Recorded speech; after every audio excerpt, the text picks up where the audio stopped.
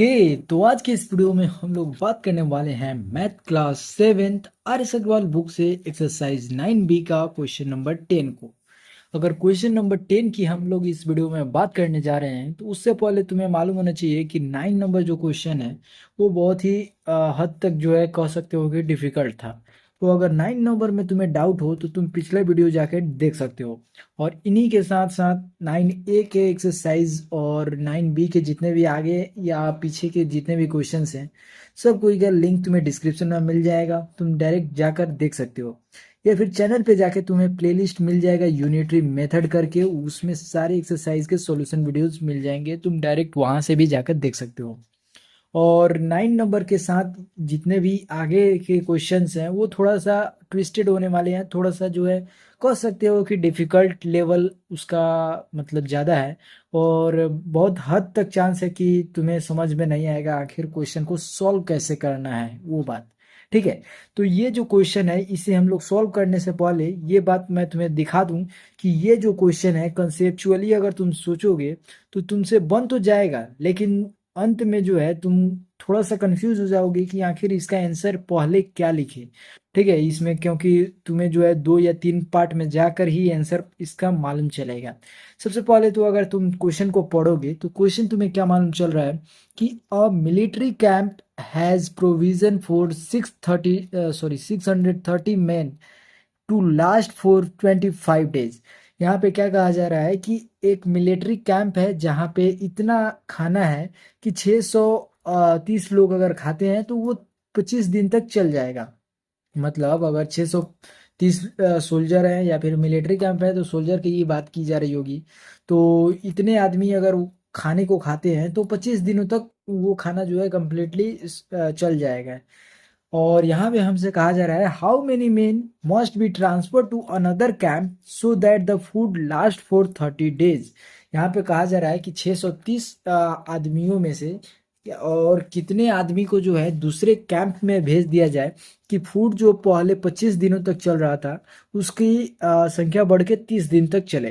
कहने का मतलब है कि 630 आदमियों में से कितने आदमी को जो है दूसरे कैंप में, जैसे एक कैंप में 630 आदमी है, दूसरे कैंप में हमें उससे कोई लेना देना नहीं है, लेकिन हमसे क्या कहा गया है कि 630 आदमी में से जो है कुछ आदमियों को जो है हम लोग कैंप बी में भेज देते हैं। मान लेते हैं कैंप ए में 630 है और कैंप बी में मान लेते हैं कुछ भी है, उससे हमें लेना देना नहीं है, लेकिन कैंप बी में कुछ ना कुछ आदमी जा रहा है, तभी तो जाके वो हमारा जो खाना पहले 25 दिन चल रहा था वो 30 दिन अब चलेगा। ठीक है, तो वही बात हमें निकालना है कि जो ट्रांसफर हुए व्यक्ति ये हैं, मतलब यहाँ से बी कैंप में गए हैं वो कितने व्यक्ति थे उसी की संख्या हमें बतानी है। तो सबसे पहले तो तुमने 9th नंबर में देखा था कि क्वेश्चन के टाइप को किस तरीके से हम लोग जो है समझते हैं कि बनाया किस तरीके से जाता है। कहने का मतलब है कि उसमें भी तुम्हें कुछ इसी प्रकार के क्वेश्चंस देखने को मिला गया था कि आफ्टर 5 डेज 2 डेज इस तरीके के क्वेश्चन जितने भी आते हैं उसमें जो है क्वेश्चन में जो दिया रहता है उससे हमें मतलब नहीं निकालना होता है। हमें 5 दिन बाद बोलेगा तो 5 दिन घटा दिया जाता है एक्चुअल डेज में से। मान लेते हैं जो हमारा पहला क्वेश्चन था, सॉरी 9 नंबर जो क्वेश्चन था हमारा, अगर हम लोग उसकी बात करेंगे तो 9 नंबर में शायद 12 डेज की बात की गई थी कि 12 डेज बाद की बात। तो ऐसा जो है वो क्वेश्चन था। अगर मैं एक्चुअल में उस क्वेश्चन की बात करूं तो उसमें बोला गया था कि 210 आदमियों को जो है एक कॉन्ट्रैक्टर किसी घर को बनाने के लिए लाता है जो कि 60 दिनों में बनकर तैयार हो जाने वाला रहता है। लेकिन 12 दिन बाद वो क्या करता है कि उसमें 70 आदमी और ला देता है। जो हमें पहले 60 दिन में काम होने वाला था उस काम को जो है 12 दिन तक कंटिन्यू चलता है। ठीक है, लेकिन 12 दिन बाद जो है 210 आदमियों के साथ साथ 70 आदमी और उस काम को करने लगते हैं। तो इस वजह से जो काम था बचा हुआ, जो 12 दिन तक काम खत्म हो गया था, कुछ ना कुछ तो काम हुआ ही होगा। तो 12 दिनों के काम करने के बाद जो रिमेनिंग वर्क था वो 280 लोग मिलकर कितने डेज में काम करेंगे, यही बात हमें उस 9 नंबर क्वेश्चन में बताना था। तो उस केस में हम लोग क्या कर रहे थे कि जो 60 दिन था उसमें से हम लोग 12 दिन को घटा दे रहे थे, तभी तो जाके हमें रिमेनिंग वर्क को मालूम चल रहा था कि 48 दिन में जो है 210 आदमी मिलकर उस काम को ख़त्म कर देते। ठीक है, जो रिमेनिंग वर्क था उसे। और तब जाके हम लोग यहाँ से 280 आदमी मिलता था, तब जाके वहाँ से हमें कैलकुलेट करने के लिए प्रोसेस मालूम चलता था कि कैसे करते थे। लेकिन उस पहला जो क्वेश्चन था तुमने देखा कि 210 आदमी 60 दिन में कर रहा था, तो इसे लेकर हम लोग नहीं चलते हैं, हम लोग 12 दिन घटा देते हैं और उसके बाद सॉल्व करते हैं।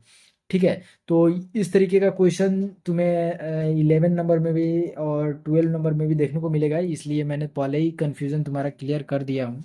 ठीक है, और 10 नंबर में तो खैर उस तरीके का क्वेश्चन नहीं है, लेकिन तुम्हें जो है इसका आंसर उस तरीके से देखने को मिलेगा। कहने का मतलब है, पहले समझ लो, ये जैसे कि इसमें हमें नंबर ऑफ मेन निकालना है कि कितने आदमी को ट्रांसफ़र किया गया है। तो सबसे पहले देखेंगे हम लोग क्या कि अगर इसमें से जो 630 आदमी है वो अगर 25 दिनों में खाना को ख़त्म कर रहा है, तो 30 दिन जैसे ही माने बढ़ रहा है समय, तो इसमें बहुत ही मतलब इतना तो तुम सोच पा रहे होगे कि अगर इतना आदमी था तो इतना दिन तक तो वो खाना बचेगा नहीं। तो वो जो है कुछ आदमी कम हुआ है इसमें, तभी तो जाके ज़्यादा दिन तक चला है। तो वो हमें निकालना पड़ेगा कि कितना आदमी जो है 30 दिन तक खाएगा उस खाने को। ठीक है, तो उस केस में हम लोग क्या करते हैं कि नंबर ऑफ मेन रिक्वायर्ड जो है उसे हम लोग कुछ इस प्रकार से निकालते हैं। जैसे 25 दिनों में 630 आदमी का चल रहा था, तो एक दिन में निकालेंगे। तो एक दिन में खाने को ख़त्म करने के लिए हमें बहुत ही ज़्यादा आदमी की ज़रूरत पड़ेगी।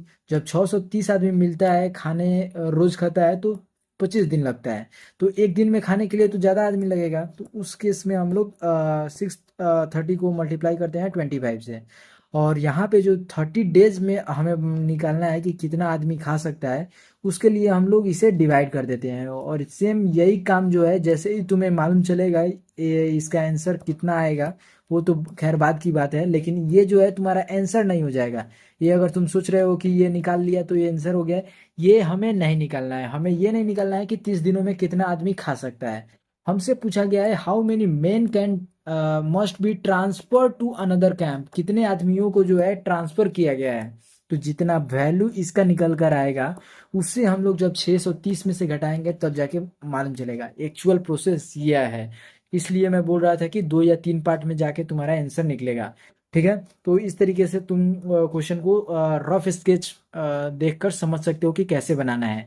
मैं लैंग्वेज लिखते हुए इसको सॉल्व कर देता हूँ। ठीक है, अगर तुम देखोगे तो यहाँ पे फॉर प्रोविजन यहाँ पे लिख सकते हो इन 25 days the provision last for 630 main, इस तरीके से लिख लेना, आसानी पड़ेगी। और ये जो है थोड़ा सा छोटा लैंग्वेज रहता है तो और आसानी से हो जाती है। ठीक है, तो यहाँ पे तुम क्या कर लेना कि यहाँ पे लिख लेना है इन, यहाँ पे अब क्या लिखोगे, इन 25 days, in 25 days the provision last for, और ये जो बताएगा ये तुम्हें 630 मेन का संख्या बताएगा। ठीक है, और यहीं पे ये सेम प्रोसेस करते जाना 1 डे के लिए।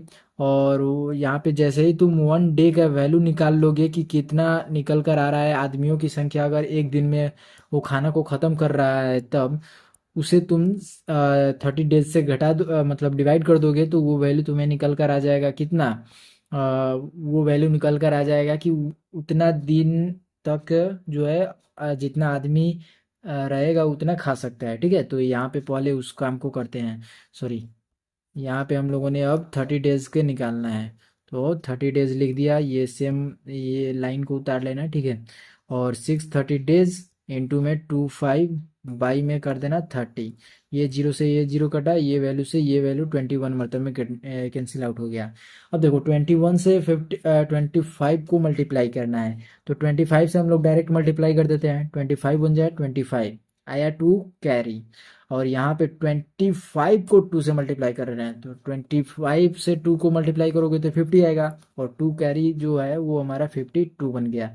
तो यहाँ पे एक्चुअल में जो वैल्यू निकल कर आया है वो हमारा कितना निकल कर आ रहा है, वो हमें निकल कर आ रहा है 525।